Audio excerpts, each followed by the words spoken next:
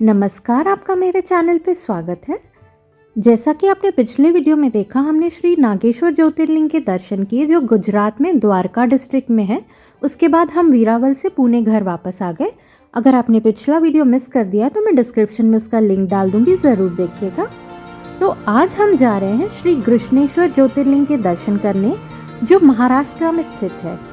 अगर आप ट्रेन से आ रहे हैं तो सबसे नज़दीकी स्टेशन छत्रपति संभाजी नगर है। स्टेशन से आप टैक्सी लेके वीरूल आ जाए, जहां कृष्णेश्वर ज्योतिर्लिंग, जो कि 12 ज्योतिर्लिंग में से एक है, उनके दर्शन कर सकते हैं आप। अगर आप ट्रेन से ना आकर के बाय रोड आते हैं तो स्टेट ट्रांसपोर्ट, प्राइवेट ट्रांसपोर्ट सब कुछ अवेलेबल है। हम बाय रोड जा रहे हैं आज अपनी कार से। बाय रोड हमें लगभग 6 घंटे लगेंगे वहाँ पहुँचने के लिए। रोड्स बहुत ही अच्छे बने हुए थे, हमारा सफ़र बहुत आसानी से तय हो गया, हमें कहीं पर भी ट्रैफिक जैम नहीं मिला। हम लगभग 2 बजे के करीब वहाँ पे पहुँच गए थे। मंदिर के साथ आप एलोरा केव्स भी घूम सकते हैं, और अगर आप यहाँ पे रहने की सोच रहे हैं तो छत्रपति संभाजी नगर में रहना ज़्यादा बेटर ऑप्शन रहेगा, बिकॉज़ यहाँ पे स्टे ऑप्शंस बहुत कम है। ये एरिया इतना ज़्यादा डेवलप नहीं है, छोटी छोटी लॉज बनी हुई थी। यहाँ पहुँचने के बाद हमने डिसाइड किया पहले करेंगे पेट पूजा, उसके बाद कोई काम दूजा। तो हमने पहले पेट पूजा करने के लिए गूगल देवी से पूछा कि खाना कहाँ अच्छा मिलेगा। गिरिपति रेस्टोरेंट, जो कि मंदिर के पास ही था, उसे 4.5 रेटिंग मिली थी, तो हमने सोचा यहीं खा लेते हैं। मतलब रेस्टोरेंट तो नहीं था वो, अंदर से शेड थी, पर भीड़ बहुत थी। घर जैसा साउथ इंडियन खाने का बुफे लगा हुआ था, दाल चावल सब्जी रोटी अचार। खाना बहुत ही लाइट था, टेस्ट वाइज ओके था। मैंने सोचा था खाने के बाद शूट करूँगी क्योंकि भूख बहुत लगी थी, पर तब तक खाना पूरा ख़त्म हो चुका था। उसके बाद हम आ गए एलोरा केव्स घूमने के लिए, जो कि मंदिर के पास ही है। आज की डेट में भारतीयों के लिए यहाँ पे 40 रुपीज़ की एंट्री टिकट है। आप यहाँ गाइड भी करवा सकते हैं। ट्यूसडेज़ को ये पब्लिक के लिए बंद होता है। नॉर्मली बाकी के दिन सुबह 6 से शाम के 6 बजे तक आप यहाँ घूम सकते हैं। एलोरा केव्स पूरी तरह घूमने के लिए आपको कम से कम 4 से 5 घंटे लगेंगे। आपको अंदर पानी ले जाना अलाउड है। उसके साथ आप ड्राई फ्रूट्स वगैरह जैसे लाइट स्नैक्स भी कैरी कर सकते हैं।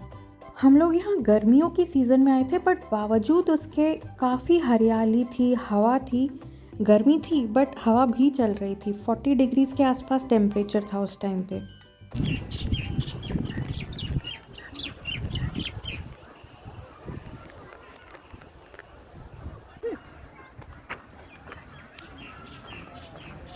आप मेन गेट से एंट्री करके सीधे आएंगे तो पहले पहले यही केव आपको दिखाई देगी।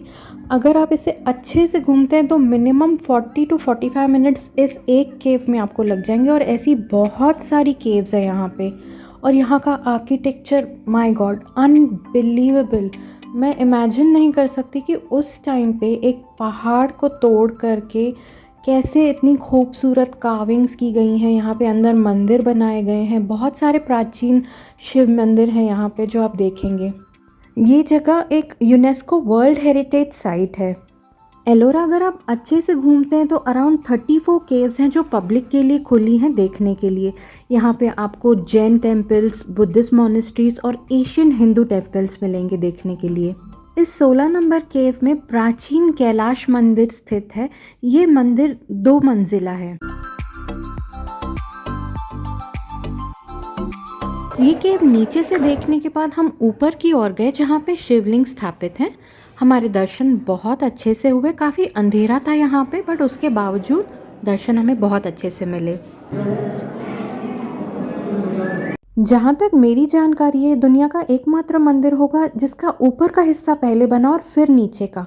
नॉर्मली जब आप कोई इमारत बनाते हैं तो पहले नीचे का हिस्सा बनता है, फिर ऊपर का।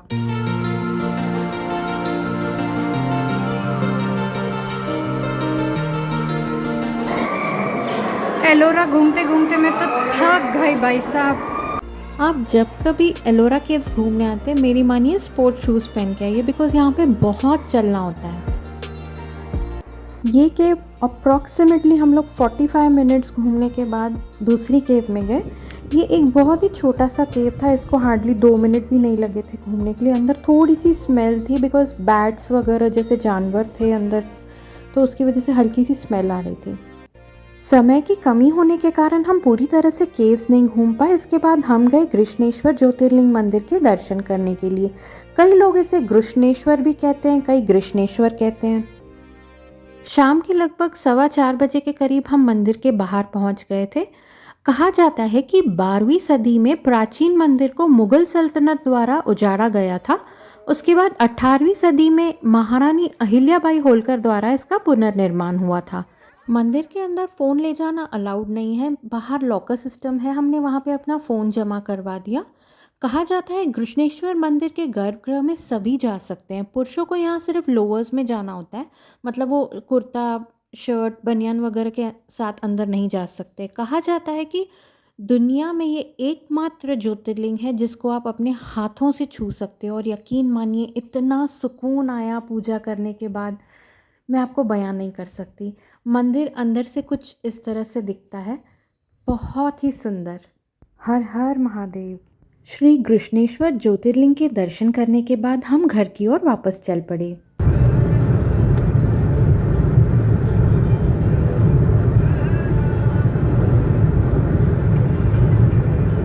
ये मुंबई नागपुर एक्सप्रेस हाईवे लगभग 701 किलोमीटर लंबा है और ये 6 लेन एक्सप्रेसवे है। इस एक्सप्रेसवे को ऑफिशियली हिंदू हृदय सम्राट बालासाहेब ठाकरे महाराष्ट्र समृद्धि मार्ग कहा जाता है। शाम से रात हो गई तो भूख बहुत ज़ोरों की लग गई थी हमें।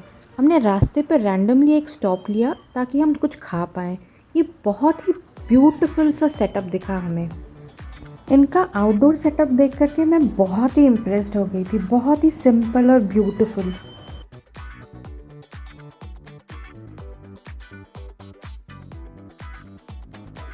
इस जगह का नाम महालक्ष्मी नारायणगढ़ मिसल हाउस है। छोटी सी प्यारी सी सेटअप थी इस रेस्टोरेंट की। हमने अपने लिए बहुत ही सिंपल खाना ऑर्डर किया। हमने महाराष्ट्रन स्टाइल मेथी मंगवाई और तंदूरी रोटी। इस महाराष्ट्रन स्टाइल मेथी में लहसुन, प्याज, शेंगदाना जिसे हम मूंगफली भी कहते हैं, उसका इतना बढ़िया स्वाद आ रहा था कि खा के मज़ा ही आ गया। आज का मेरा ये सफ़र यहीं समाप्त होता है। मैं आपसे मिलूंगी अगले वीडियो में, जहां हम महाराष्ट्र में स्थित भीमा शंकर ज्योतिर्लिंग के दर्शन करेंगे। अगर आपको मेरा ये वीडियो अच्छा लगा हो तो इसे लाइक कीजिएगा, शेयर कीजिएगा। अगर आप इस चैनल पर नए हैं तो इसे सब्सक्राइब कीजिएगा। हर हर महादेव।